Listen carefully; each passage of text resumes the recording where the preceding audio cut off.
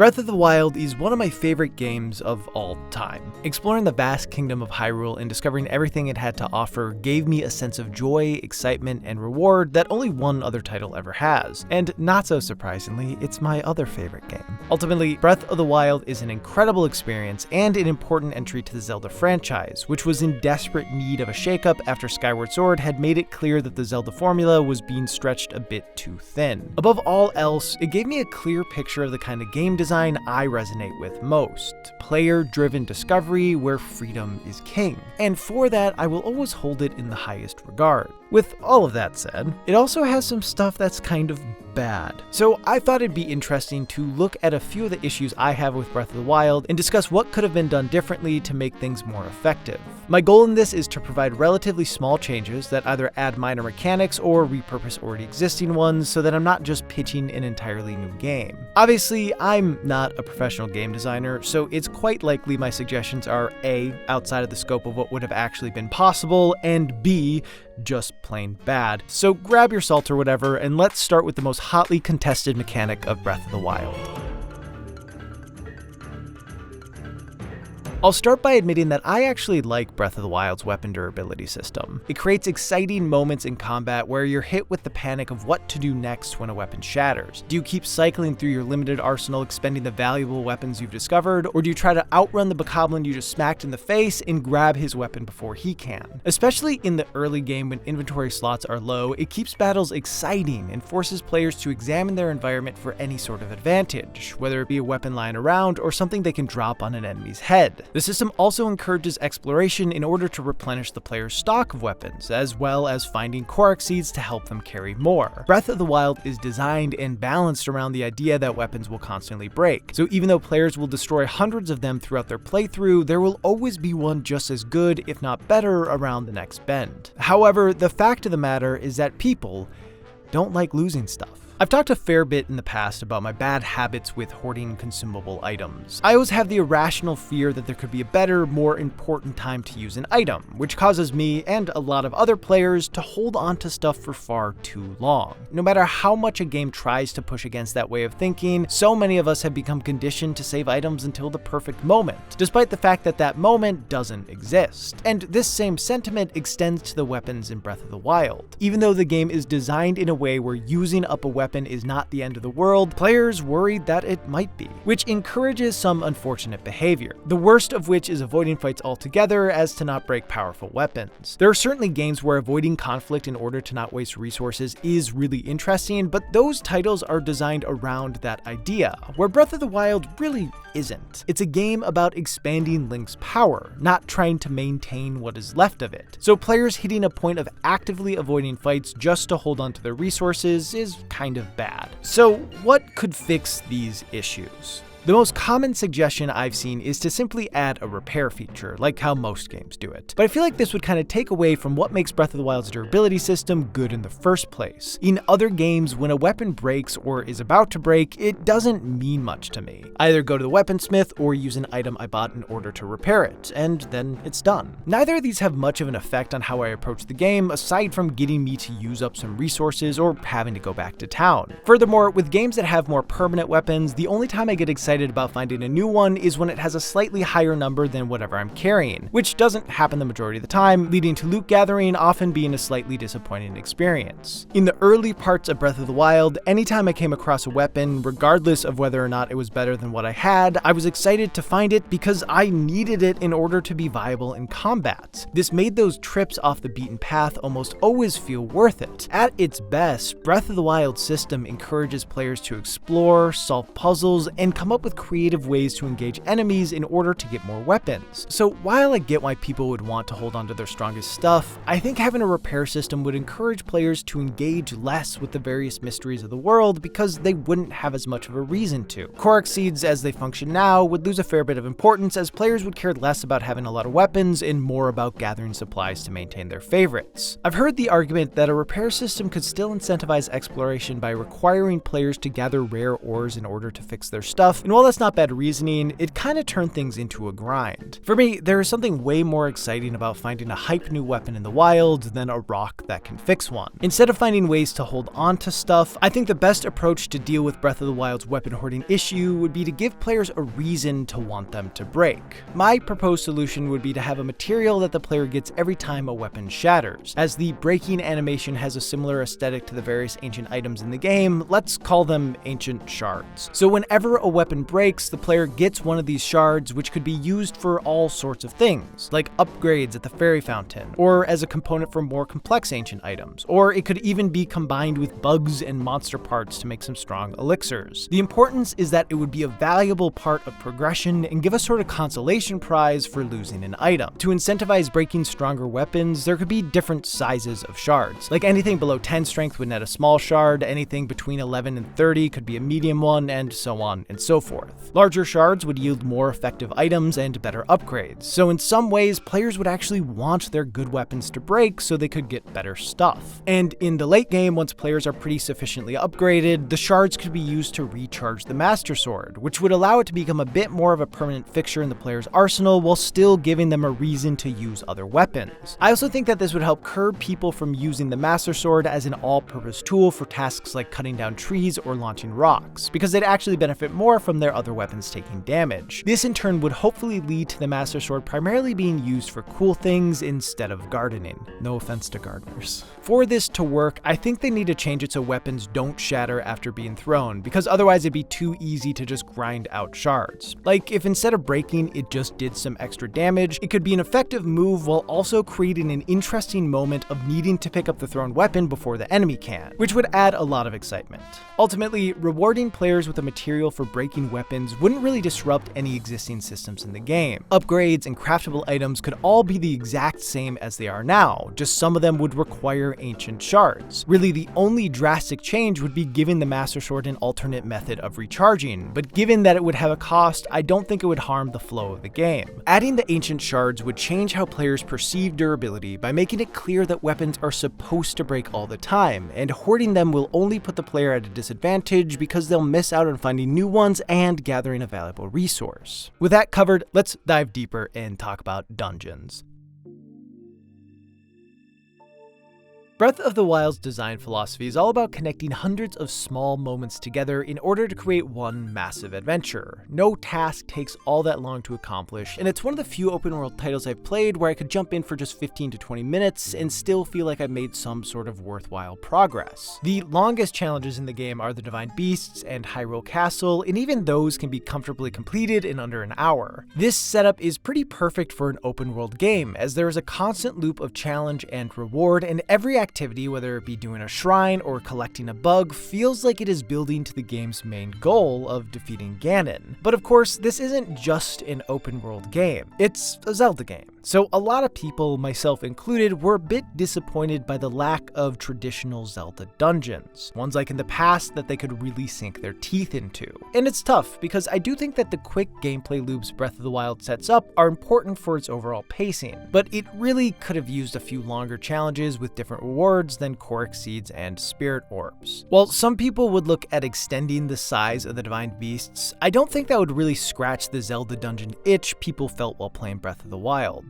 Due to their non-linearity and open design, they don't really feel like Zelda dungeons, and I think that's fine. The issue is that as they are kind of the only thing in Breath of the Wild that resembles a typical Zelda dungeon in terms of scope and reward, they end up being compared to them despite not being all that similar. In fact, as many have noted before, the design of the shrines are far more aligned with what players have grown used to from previous Zelda games than the Divine Beasts, and that is where I would look in order to integrate dungeons into Breath of the Wild. So here's my pitch, which I imagine isn't all that far off from ideas some of you have had. I'd lower the number of shrines from 120 to 90, and then change the amount of spirit orbs needed to get health and stamina upgrades from 4 to 3, just so that the upgrade total doesn't change. From there, I take the puzzles connected to 20 of the shrines and make 2 dungeons out of them. The 10 excess shrines would all be combat ones that I'd just throw out of the game because there are far too many of them as things stand right now. In these dungeons, ideally there'd be a unique boss at the end of it, but as I think I've stretched my mission statement of offering relatively small changes about as far as I can, I'd say variations of some of the overworld bosses could fit well here. A massive stone talus that you have to scale to the top of, and or a Molduga with some sort of interesting arena could be good fits. Lastly, the reward for completing the dungeon would be something big. My immediate thought would be to give players the Master Sword equivalent of a bow and shield, so they'd be rechargeable and have some sort of special ability. Maybe it'd be a reworked version of the Hylian shield that could automatically reflect lasers back at enemies, and the bow could give players access to light arrows that blind foes. This setup would especially help the late game of Breath of the Wild. During my first playthrough, I hit a point where spirit orbs started to feel less valuable. I would still go after them, and they were useful, but the satisfaction I got from completing the first 30 to 40 shrines had worn thin by the time I was around 60.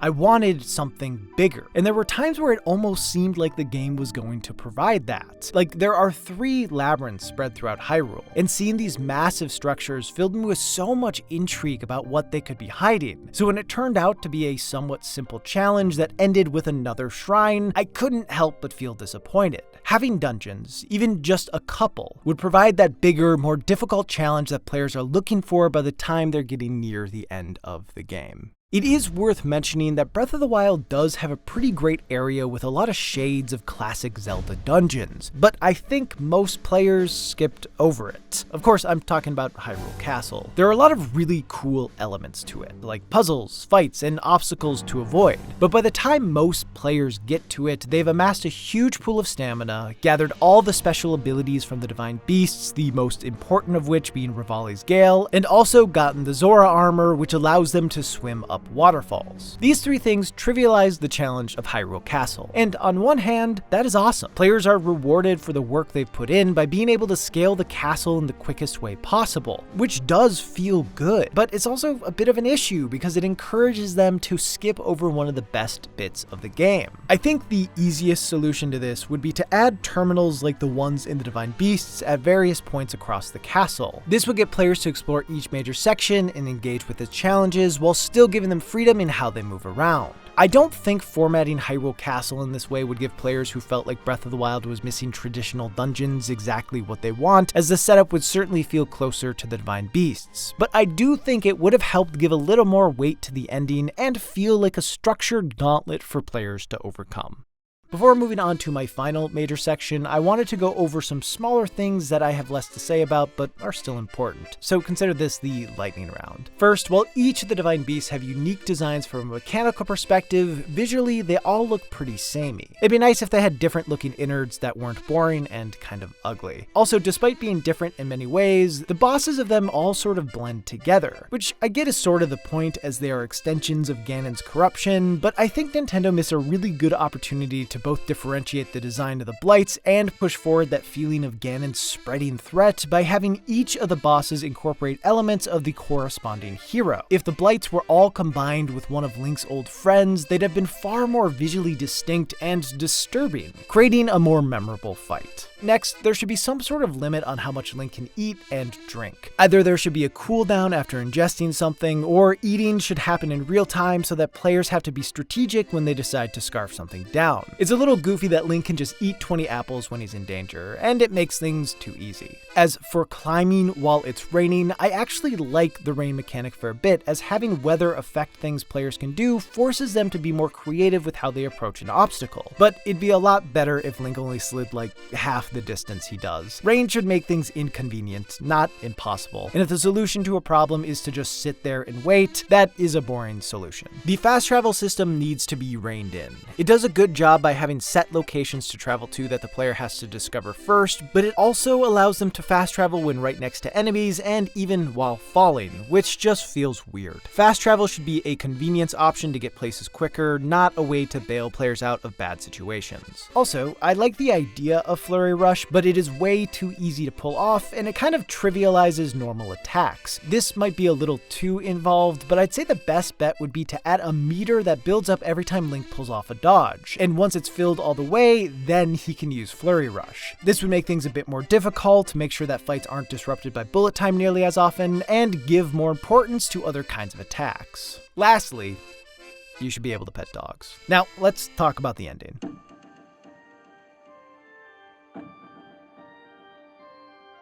One of my favorite things about Breath of the Wild is at any point after the introduction, players can walk into Hyrule Castle and attempt to defeat Ganon. Doing so early on is a hell of a task, as getting to the top without the various upgrades and abilities is a lot. And not only does the player have to take on Calamity Ganon, but they also have to take on any of the blights that they didn't kill in the Divine Beasts. Essentially, the game frames itself in a way where the more things players do around the world, the stronger they will be and the fewer obstacles they'll have to face once they get to Hyrule Castle. In a lot of ways, this idea is great. It presents a nearly impossible task that only the best and most patient players will be able to do, and then through the various quests Link completes, he and the player gain the skills and power-ups needed to defeat Ganon. There's something really satisfying about powering up a character to the point where they can dominate the final boss, and that seems to be what Breath of the Wild is going for. However, the way the final fight is framed for those who have completed the main quest